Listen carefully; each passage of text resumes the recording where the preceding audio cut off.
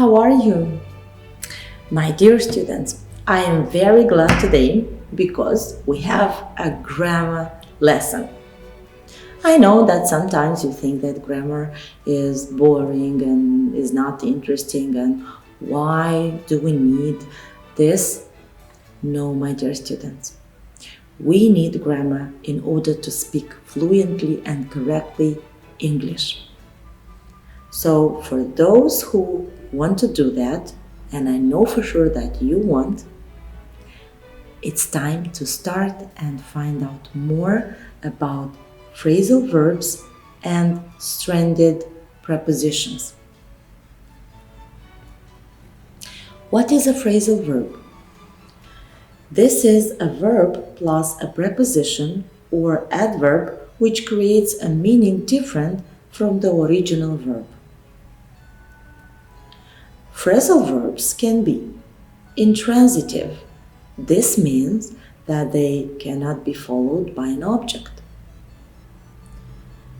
For example, she will soon show up.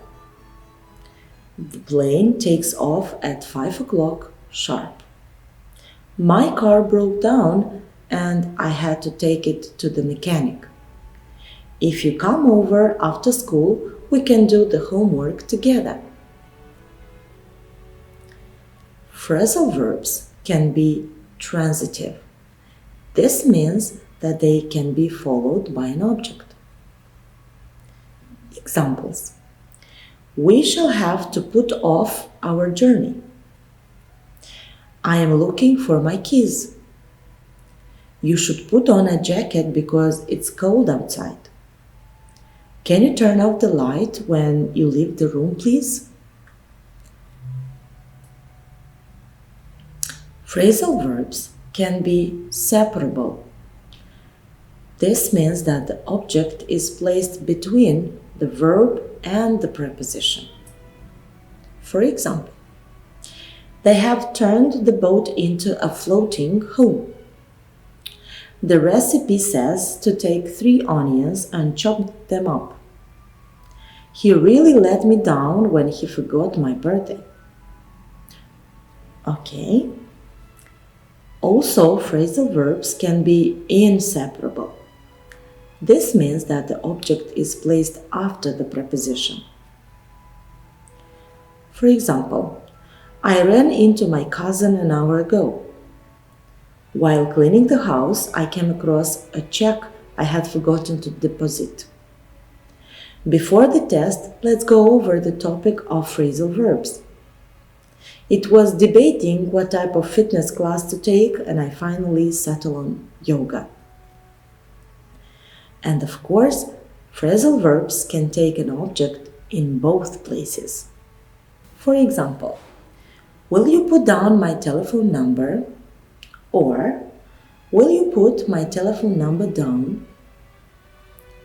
I looked up the number in the phone book. I looked the number up in the phone book. If everything is clear, let us practice.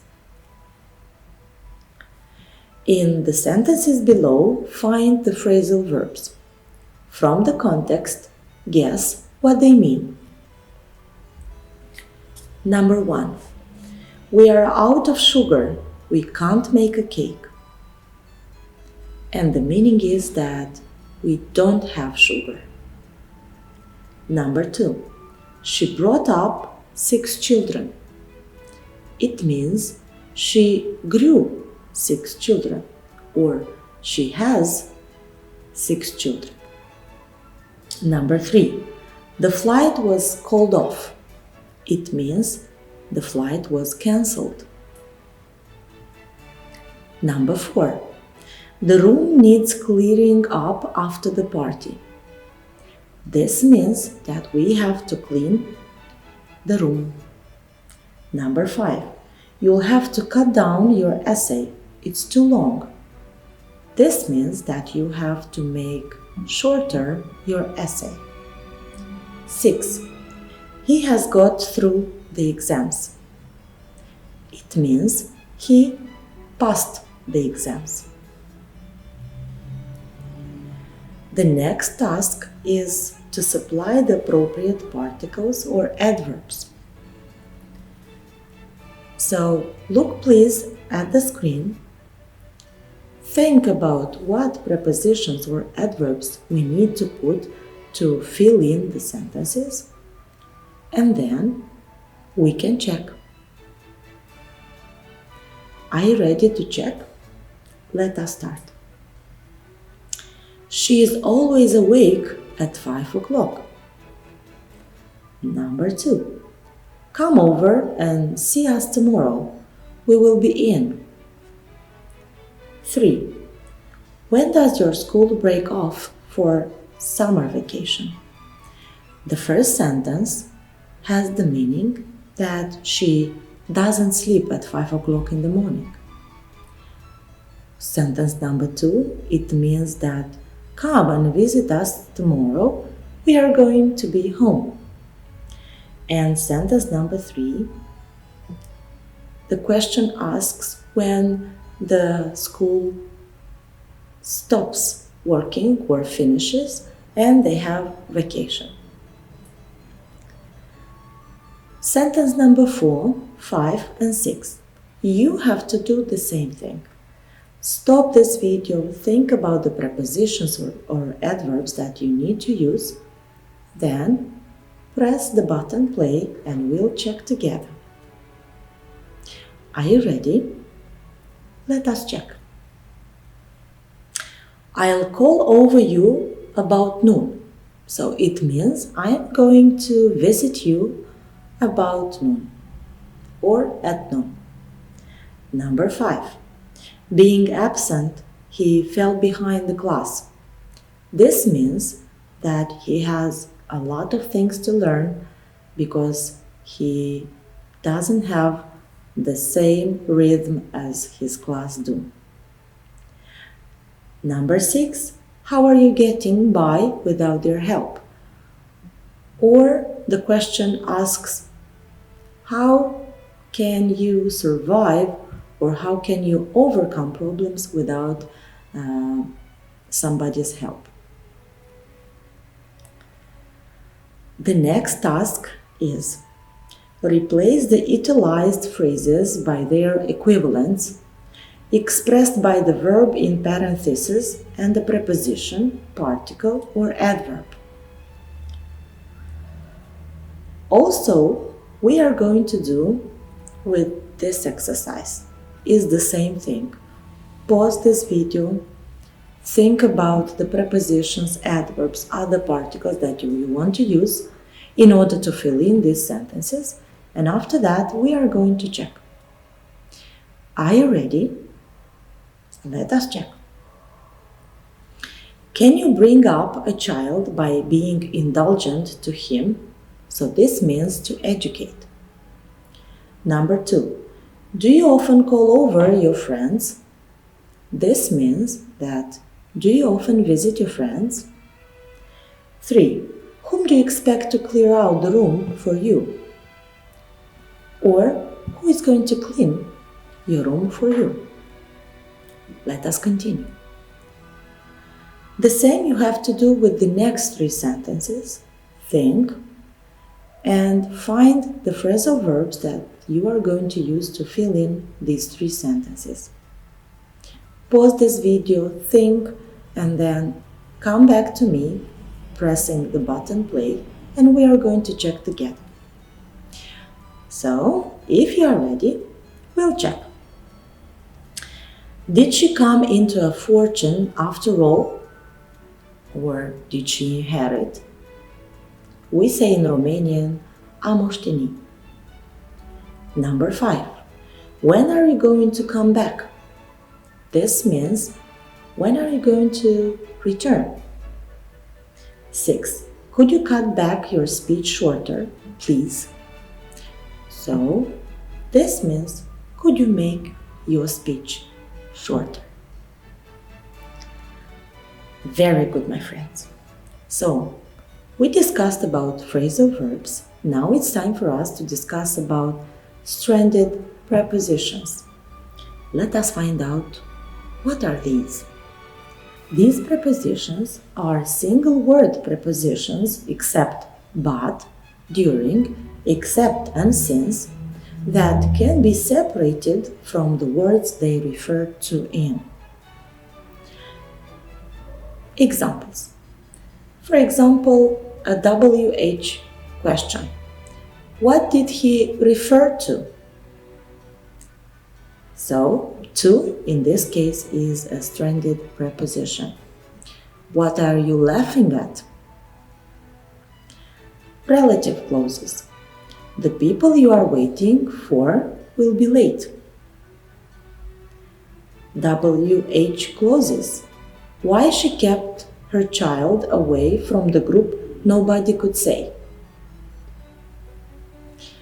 Okay. Indirect speech. Ask her whom they went there with. Exclamations. What a thin branch he was holding on to. Passives. The secret had been given away by one of their friends. And infinitives. He was expecting someone to pass by. I hope that all the examples cleared your questions. What are these prepositions? You have to remember that these prepositions, they are not dependent on their object. They can be separated. So, now we have a task. We have to fill in the correct preposition. Number 1, what information are you interested? And we have to think what is the preposition, what is the stranded preposition we have to use. Number 2, I didn't see what speed he was driving. And also you have to think about this same preposition, stranded preposition. And 3, which vacation did John become ill? It's the same case, find the stranded preposition. Pause this video, think, and then come back and let us check. Are you ready? Let us check. So, what information are you interested in? Number 2, I didn't see what speed he was driving at. Number 3, which vacation did John become ill of? Very good. Let us continue. The same thing. Find the stranded prepositions. So, number 4, the tone which she spoke thrilled me. 5, who have you named the child? And 6, which vacation did John go to Hawaii? If you are ready, it's time for us to check. So, number 4, the tone which she spoke out thrilled me. 5, who have you named the child by? 6, which vacation did John go to Hawaii on? Okay, the next set of sentences. 7, who did you destroy a picture? 8, did you hear what the child was apologizing? 9, what did you travel to London? The same thing. Pause this video, think, and then we'll check. Let us check. 7, who did you destroy a picture for? 8, did you hear what the child was apologizing for? 9, what did you travel to London by? Good job, my dear students. The next set. 10, do you know whom he is waiting? 11, I was astonished at the patience she spoke. Do you know the hostel they stayed? I think that you have already found the stranded prepositions, and now it's time for us to check. 10. Do you know whom he is waiting for? 11. I was astonished at the patience she spoke with. 12. Do you know the hostel they stayed in? I hope that everything is clear, because we end this lesson here, and I want to thank you for joining this class. Have a very nice day and see you next time. Goodbye.